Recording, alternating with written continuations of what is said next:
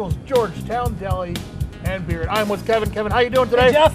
It is the holiday season. Christmas is almost here. Yeah. So what are we going to talk about today? Well, let's talk about Christmas beers. There is a history of these things, and it comes from two different sources, at least. Yeah. One being the Vikings. Yeah, cue the immigrant song, right? Tell me about it. Let's go. All right, so I guess the modern spiced Christmas beer would have two fundamental origins.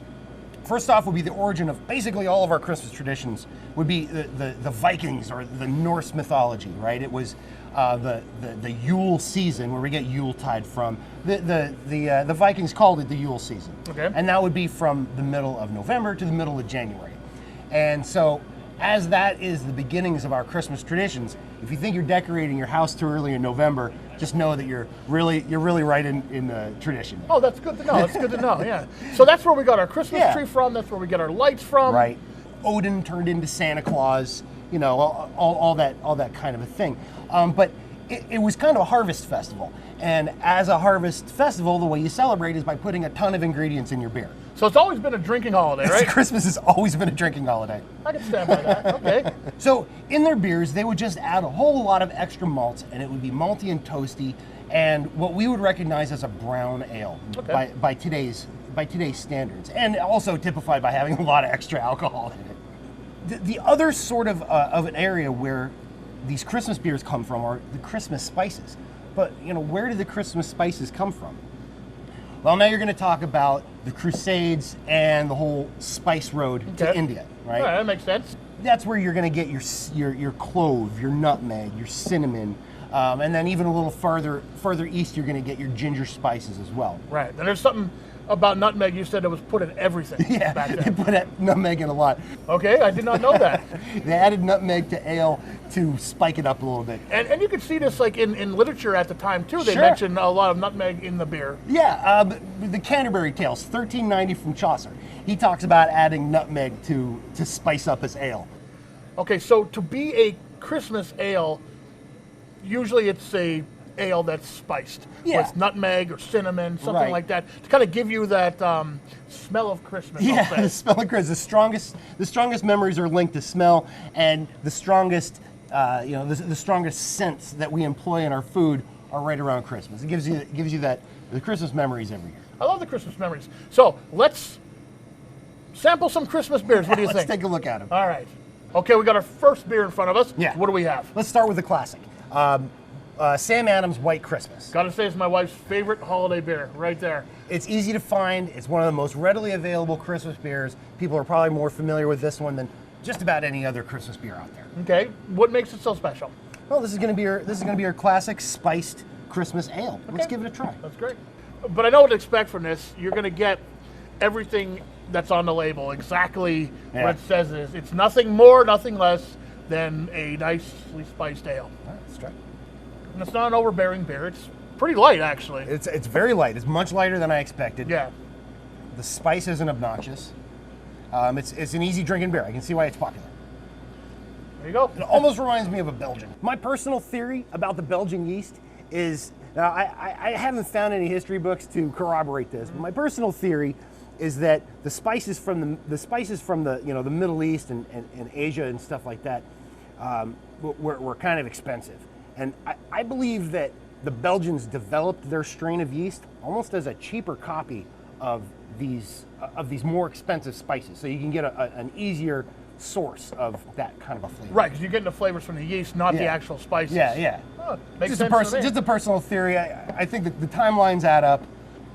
If there's a beerologist out there that wants to weigh in, let us know. Yeah. All right, next beer. All right, next beer. Next beer we have Fugly Sweater. I love the name. From Ithaca. From Ithaca, out of New York. Tell me about it. So this one, right on the label, it says brewed with ginger, cloves, nutmeg, and cinnamon. So this is the flavor profile we're looking for. And this is what I think of. The color alone is what I think of when I think of a Christmas beer. Yeah, me too. Yeah, dark. Yeah. Has a nice nose to it. Yeah. Definitely more nutmeg. Yeah, there's a lot of nutmeg in there. Yeah. I don't really taste much cinnamon though, actually. Let me take another. Ginger, it's a complex sort of a spice. Middle of the road beer. Yeah. Not too heavy, not too light. Yeah. Also not too expensive either. Even better. There you go. You know what? I can drink this. Yeah, it's nice. Yeah, this is nice. This is a beer for trimming the Christmas tree. Absolutely. Which I'm going to do tonight. All right, next beer. And last of the traditional Christmas or holiday beers that we're trying today is what? This one's out of Detroit, Michigan, Atwater Brewing. It's just called Christmas Ale, and I don't even know how to pronounce that word. Don't even try. Lebkuchen, I don't know. It doesn't matter. Let's crack it open and see what's, right, see what's inside. Like. So now this one, I don't get the spices on this. This is an ale. The one before was a lager. Right, okay. There's that difference. A little bit hoppier. Yeah, a little bit hoppier. A little bit hoppier. The spices are subdued probably because of the hop profile. I would call this more a winter warmer. Now we're going to talk about the winter warmer as a style. I call it one step beyond an Oktoberfest. Okay, yeah, I can see that. And that's pretty much what this beer is. Yeah. Because this is pretty malty. This is malty. This isn't what you would, this isn't the Christmas spice mix. We cannot go through this segment and talk about beer without talking about the biggest thing to hit craft beer in Pennsylvania in a long time. Yeah. What do we have in front of us? We've got Yuengling Hershey's Chocolate Porter. Finally. I've been wanting to try this since it came out. Jeff, you're not alone. I haven't seen a response to a beer like this in all the time that I've known about beer. Yeah. I've never seen anything like it. We get calls for this every day. No one can find it. Everybody wants to try it. Well, you've had a couple barrels here already, and it's been in and out. in and out. In and out. In a day, we'll go through a barrel. Okay, but if you do want this beer, you can come to Krugels and you can get it. Yeah, we're selling crowlers of it. This is a keg-only item. The brewery isn't bottling it just yet. So right now, the only way you can get it is if you happen to have a crowler machine, which we do. Now, I have not had this yet. Yeah. Okay, they poured it for us off camera, and I was like about to take a sip. I'm like, wait. Yeah, No. I want to try this live on camera, so here we go. This is the Yuengling Hershey's Chocolate Porter. Yeah. Okay, I can smell a little bit of chocolate. This beer has captured the attention of non-craft beer drinkers. That's really the magic that Yuengling has put in this bottle. Because people who are lifelong Miller Lite drinkers, suddenly they're coming in, they're like, I've never heard of chocolate in a beer before. I'm like, well, there you go. Let me tell you, man, this is, I need another sip. This is good. The chocolate's a little subdued. It's not as sweet. I think the big question everybody has is how sweet is it? Like, is it like eating a Hershey's bar? No, it's not. No, but you could taste the Hershey's chocolate in it. It has that signature Hershey's taste. Yeah. Absolutely. It's a little bit more subdued than I thought it was. I thought it was going to be overpowering. Yeah, no, chocolate. they didn't go too far. No, just enough. Thumbs up, man. This is, Dick, this is a good beer, man. Dick Yuengling does this. Yeah, of course. This is fantastic. Yeah. I'm loving it. It's 4.7% alcohol. Right. Not too high. Not too high, not too low. It's just right in the middle. Yeah, it's same as Yuengling Porter. Okay, people have been going crazy for it, and I understand why. Craft beer lovers and non-craft beer lovers alike. I think one of the side benefits to this is that it's shining a light on Yuengling Porter. Yeah. I've always said that Yuengling's Porter is one of the best porters you can get. It is a great porter. The fact that it's priced like a local beer makes people, I don't know, look at more expensive beers that they think are better. But I'm telling you, if you like porter, a Yuengling Porter is really, really a great porter. Next up, we have a Belgian style ale. Yeah, Corsendonk. Okay. So this one is an authentic Belgian ale, and this one would be this was their Christmas version of it, and you'd call this one a brown ale. So this is kind of more traditional to like the original Viking sort of a brown. All right, beer, I'm down with the Vikings. Yeah, you could absolutely. say that. And okay, it's called a dark ale, which is the same as being a brown ale. Brown. There's a lot Like of crossover. Bigger brown ale, pretty much. It's a bigger brown ale. So this one's a little over 8% alcohol. It's also bottle conditioned. Yeah. And second fermentation. Explain what that is to our newbies here. So when beer is done fermenting, they let all the carbon dioxide bubble out of it as it's fermenting. There's a couple of different ways of getting the carbonation back in the beer, and one of them is to just pour it in the bottle and start the fermentation all over again. Definitely boozier. You can taste the alcohol a little more in this. Compared to the other ones, yeah, there's a little bit more in this. Because we were going like 5-6% with the other ones. This is up to what, 8? Yeah, I think 8.1 is what the bottle says. First thing I get is raisin. Yes. And that's pretty typical with the Belgian style. Yeah.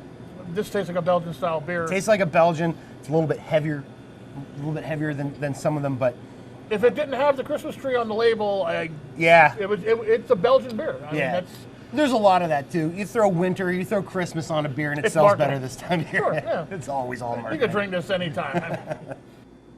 All right, next beer we have in front of us is like a gateway beer into the whiskey and bourbon barrel-aged beers. Call it a crossover beer from Christmas beer to barrel-aged beers. I think that the modern trend of Christmas beers is definitely moving toward barrel-aged beers. Barrel-aged are very, very popular, and it's kind of like back hundreds of years ago when breweries would put all of their best spices, all of their best stuff together for their end-of-the-year Christmas beer. Well, the same kind of thing is happening today. We're putting all of our best beer in our best bourbon barrels, and people are waiting in line. People are knocking on your door, and people are waiting in line for it. Yeah. So what is this one here? So this one is a whiskey barrel-aged version of Breckenridge Brewery's very popular Christmas ale. So this is a whiskey-aged beer, not a bourbon. Okay, because usually bourbon barrel-aged beers are very popular right now. This is a little bit different. It's a whiskey one, and I'm liking the difference because this has a nice flavor to it. Yeah, and you can definitely taste the barrel on it. Yeah, you're right. So you got malty and rich and whiskey. This doesn't say Christmas to me exactly, but I mean it's a fantastic. It says every time of the year. I mean it's a really good beer because this is also a big beer too. Like, 10.1%, 10.5%. This is a big beer. This is not a tiny little beer. This is not the beer like the beers we were doing before, 5-6%, but we've been going up and up and up as we're going along with these beers. And this one's a pretty big beer. So watch yourself. It's one and done for me. But this is excellent beer. I really like this. It's really nice. Let's talk more about the bourbon barrel stouts right now. Yeah. Again, popular, very popular. Right. What do you got? What are like, the top things you guys have here? So we're going to say back in 1995 is probably the very first. Go way back. Probably, actually, 1992 is when it was brewed, and 95 is when it was poured. Okay. Greg Hall from Goose Island was the first brewer to take bourbon barrels and pour their stout into it, and people kind of went nuts over it. Everything here right now is fantastic. Yeah, I've tried all of them. Yeah. If you're into the barrel-aged stouts like these are, you really can't go wrong with any of them. No, you're not going to go wrong with any of these beers. We have a mystery bag of wonderful goodness right here. And you can see these throughout the entire store. Tell me about this. So this is a mystery bag. We got a few of them around the store. We did this last Christmas, and the response was overwhelming. Everybody loved it. We couldn't make them fast enough. I love it. There's 4 bottles in this bag. Okay. And the value of the bottles it's a good deal. Let me just tell you, it's a very, very good deal. There's all really good craft beers in here, right? Yeah, there's 4 really good craft beers in here, and it's just a lot of fun. Craft beer is all about discovering new beer. Oh, absolutely. Yeah. And you guys have gift baskets and other stuff here too. Yeah, we've got gift baskets, custom-made gift baskets. We've got gift packs with nice bottles in them. All of our barrel-aged shelf is all in one place now, and you can really see a good barrel-aged selection if you take a look at these beers here. If you don't know what to get your craft beer lover, get them a gift card. The only thing people don't like about craft beer is paying for it. That's the beers for this episode, and that wraps it up for this season of Wine, Hops, and Road Stops. Kevin, I want to thank you and everyone from Krugels for coming on again for season 4. It's been a great season. It's been a fantastic season. All right, and of course, I want to say to all our fans, all our people who have followed us on Facebook and have contacted us, Merry Christmas. Have a great holiday. Merry Christmas from the family here at Krugels.